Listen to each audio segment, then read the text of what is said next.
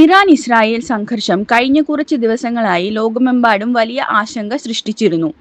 Missile ആക്രമണങ്ങളും മറുപടി ആക്രമണങ്ങളും oil റൂട്ടുകൾക്കുണ്ടായ തടസ്സവും എല്ലാം കൂടി ഒരു വലിയ യുദ്ധസാഹചര്യം പോലെ തോന്നിയിരുന്നു.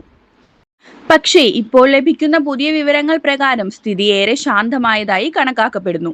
ഇതൊരു സീസ്ഫയർ വഴിയാണ് സാധ്യമായത്.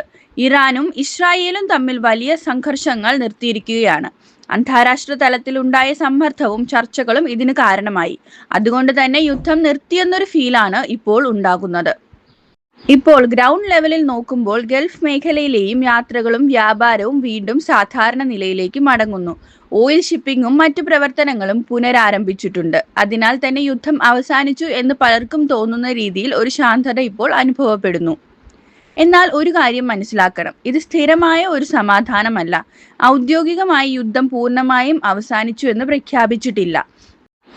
എന്നാലും ഇപ്പോഴത്തെ സാഹചര്യത്തിൽ ലോകത്തിന് ലഭിച്ചിരിക്കുന്നത് ഒരു വലിയ ആശ്വാസമാണ്. ഇപ്പോൾ യുദ്ധം നിർത്തിയതുപോലെയുള്ള ഒരു ഇടവേളയാണ് നടക്കുന്നത്.